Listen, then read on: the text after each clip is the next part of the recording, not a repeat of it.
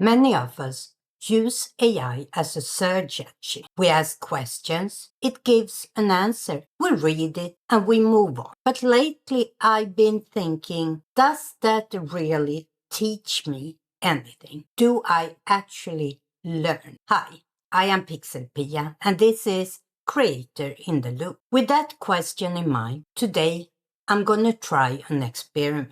Instead of asking ChatGPT to teach me something, I will ask it to test me. I chose a topic I know almost nothing about, the illusion of explanatory depth. First, I asked for a short explanation. Then I told ChatGPT to stop explaining and instead become a Socratic tutor, a teacher that guides learning by asking questions. And what happened next was more interesting than I had expected. So let's move over to my computer. From what I knew, the illusion of explanatory depth is basically the idea that we think we know more than we actually do. Most of us know the feeling. You know what a bicycle does. You know how to ride one. But could you explain exactly how it works? That's where a lot of people discover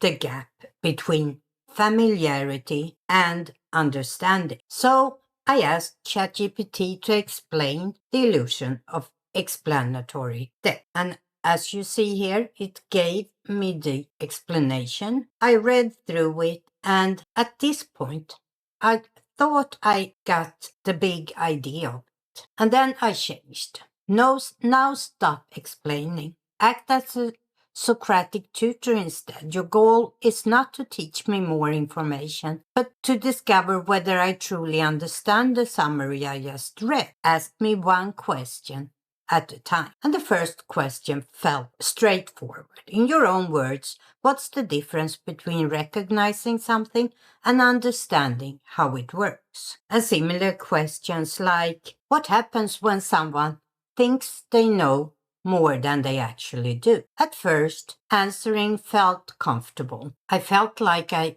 understood the topic, but then I noticed something interesting. ChatGPT wasn't interested in whether my answers were correct. It was more interested in why I thought my answers were correct. Every answer became another question, and every question went one level deeper. So after a few questions back and forth, it asked me this. Suppose a person knows only part of how something works, but believes they understand it completely. Which part of the illusion is more important? The fact that their knowledge is incomplete, or the fact that they misjudge the completeness of knowledge? And here you can get a quick look at my answer.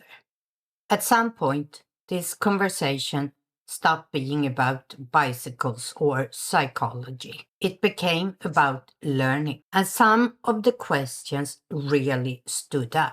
For example, the summary mentioned that one reason this illusion happens is that people often rely on knowledge that exists in their environment, experts, books, tools, other people, and so on. Why might having easy access to other people's knowledge make it easier to overestimate your own understanding? This question led me to think about AI, and I answered, in the same way, my interaction with AI can make me feel that I understand something from another source without testing my own knowledge and understanding. If one expert gives me an answer that feels right to me, I accept it. And that is exactly what happens when we use these tools. An explanation feels clear, it feels convincing. And because it feels convincing, we assume that we learned something. But have we? Then came a question that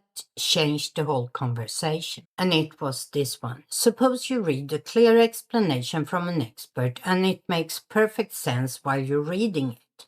What additional test could you perform on yourself to find out whether the understanding now exists in your mind rather than merely seeming familiar because you just encountered the explanation. That question stopped me because it wasn't really about the illusion of explanatory depth any longer. It was about learning itself. Reading something and understanding something isn't necessarily the same thing. Following an explanation isn't necessarily the same thing as being able to reproduce it. And talking with AI isn't necessarily the same thing as learning from AI. The conversation continued quite a while after that, but at the end, ChatGPT asked me what might be the most important question in this conversation. And it gave us a scenario here. Imagine someone spends hours talking with AI about the topic. The explanations are clear, the conversation feels productive, and the person can follow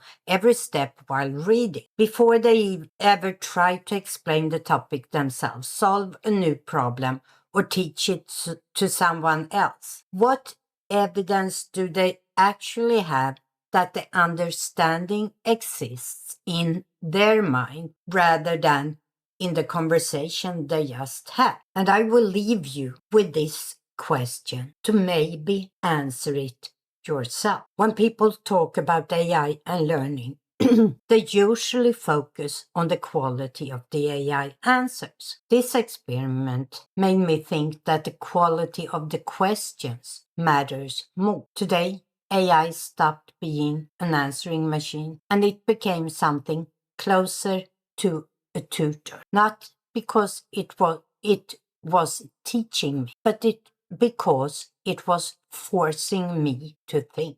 And that leaves me with another question. Today, I did this in ChatGPT, but how does other large language models work in the same scenario? So that will be my next experiment. I will try the exact same two-start question, create a summary, and act as a Socratic tutor, both in Gemini and in Claude. And I will compare how the three different models works as tutors. And if that is something you would like to see, I hope to see you back here for my next video. Until then, bye!